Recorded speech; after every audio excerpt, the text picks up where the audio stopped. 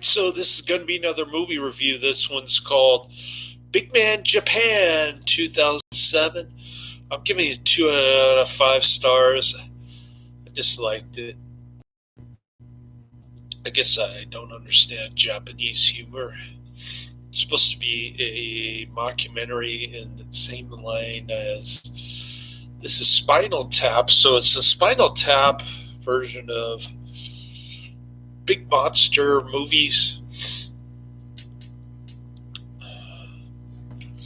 I think I got it on Netflix because one day, many years ago, I got bored and I saw a list of weird Japanese movies. So that's why I got this one, and the 80,000 volt one, which I'm still waiting for. I might not get it until tomorrow. And I might not get the James Mason movie until tomorrow. That's what Netflix is telling me on their website. So, shipping delay issues. But I will return Big Man Japan today. Let's see what I got coming down the pike. I slept for 12 hours again. I only got 21 and a half hours in 2 days. Last week it was 23. So not on a good pace to earn a lot of money this, but there's always Friday and Saturday. I could redeem our days later this week. Let's see what I got coming down the pike from all my Netflix queue for next week or sometime late this week.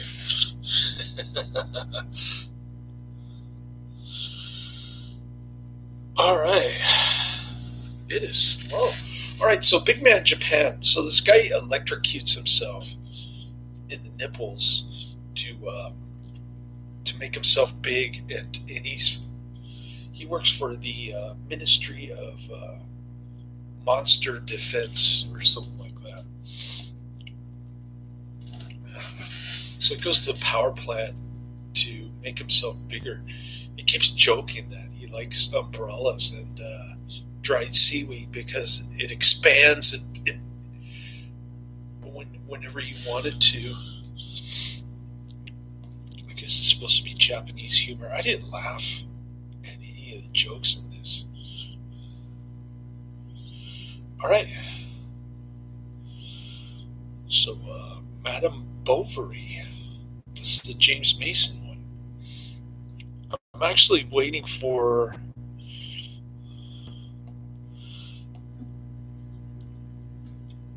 that 4-movie disc that I was telling Adrian about in my last video. He got kind of excited about a couple of them.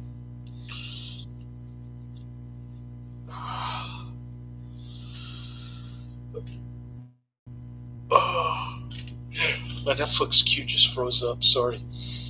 I think I'll take another nap. My allergies are acting up and been sneezing a lot, runny nose. I don't know what's going on. Must be allergies, I don't know. But got the laundry going, I got my Aflac payment processed, so I guess they're going to reinstate my accident policy. Which is good news, but I don't have long-term disability until next year. I have to wait for open enrollment. That's what I learned. Come on. What is wrong with Netflix? It just keeps spinning around. I'm thinking if I turn it in today, they'll receive it tomorrow. They'll send me another disc. I'll probably get it Thursday. Bovary with James Mason. Trying to reopen. So Nobody likes Big Man Japan. They think he's a loser. He keeps losing to this devil creature thing. The only good thing about it is the CGI is so own and so exaggerated that it makes the screen look weird. And the ending is the total opposite. It just looks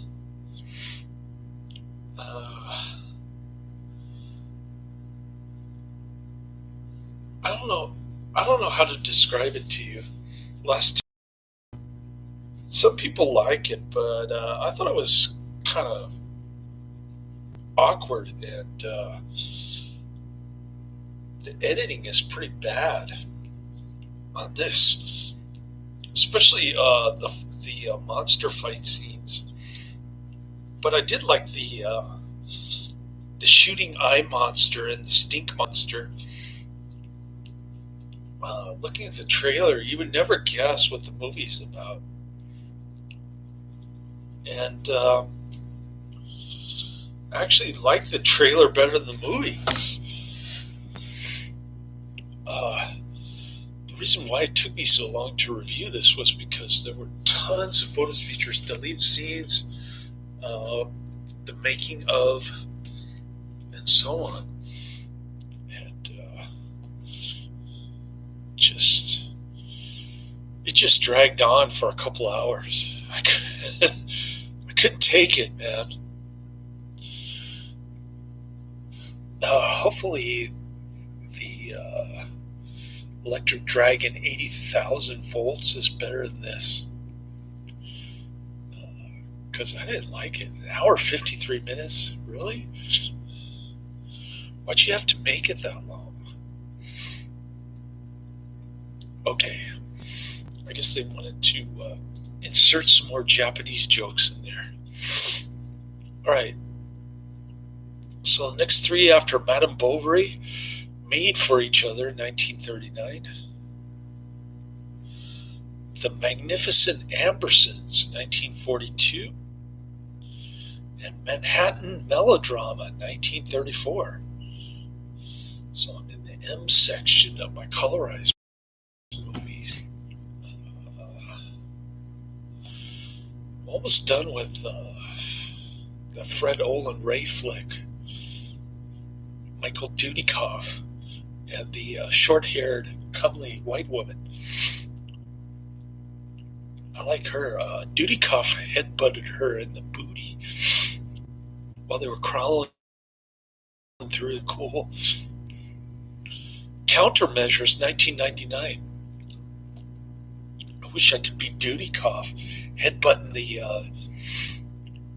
the short-haired blondie in the booty. He's trying to do some lesbian foo sex with their clothes on. Anyways. Big Man Japan. His grandpa, the fourth one, he's got dementia or something. He's living in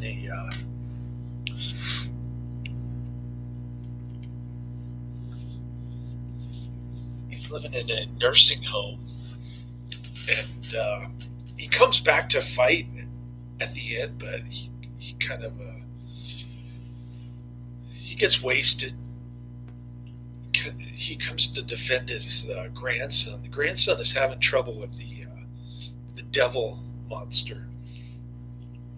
He can dispatch the other monsters for the most part, especially the baby monster. He gets flack for killing the baby monster. How could you kill a baby? Anyways,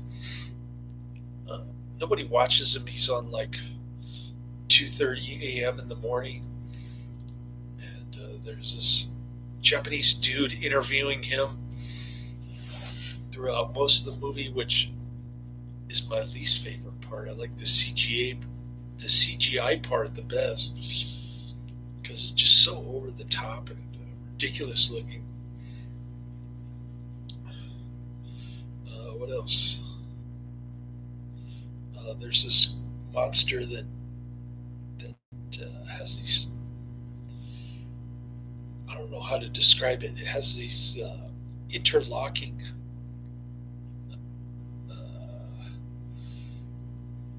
things coming out, and he just wraps himself around a building and yanks it out. And then what was the other monster? I'm trying to think. Oh, the leaping monster looked like something out of it reminded me of Journey to the West. Is that the name of it?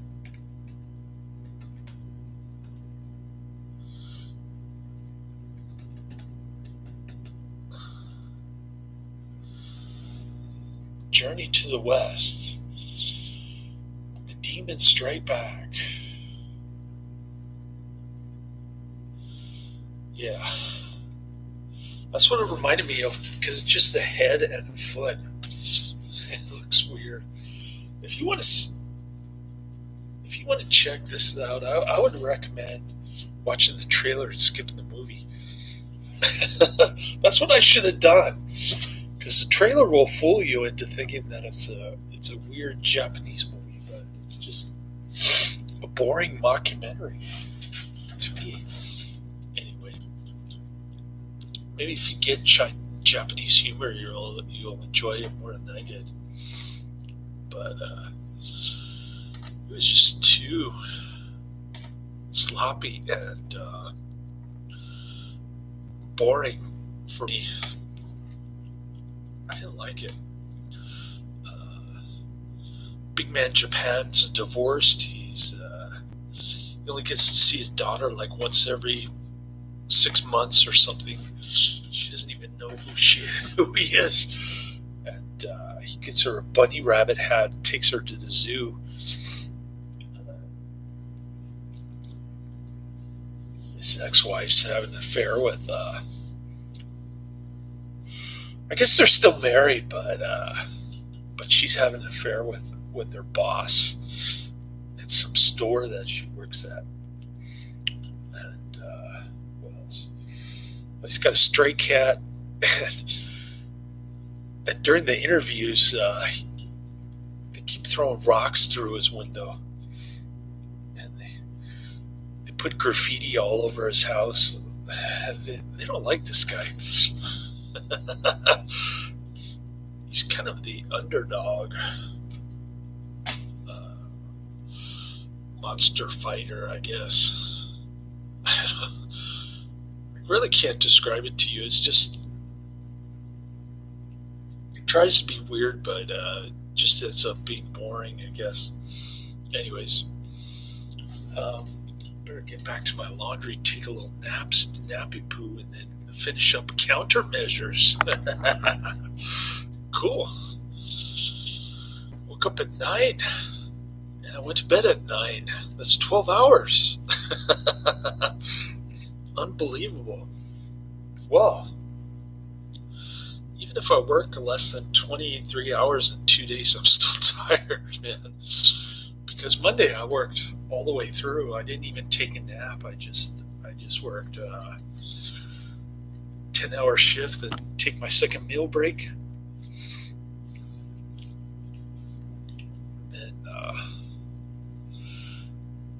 Then work 4 hours all the way through. And that was my Monday. Could have been a 16-hour day, but they gave me a little route in Marin that took me. I finished at like 7:45. It was ridiculous. But I always get a dispatcher who holds a grudge against me. That's the problem. During the evening shift, they all want to go home early. And if I take my time, try to do my job right, then they punish me. Even the morning dispatcher doesn't understand what they're doing at night. doesn't make sense, but it is what it is. No job is perfect, right? I should be happy that I still have a job. One job. All right. Well, I went grocery shopping today. I kind of splurged on supplements. I bought selenium, acetyl-L-carnitine, alpha-lipoic acid mixture, apopectin, and woodworm. And then I got my chips that came out to $116. So inflation is still bad here.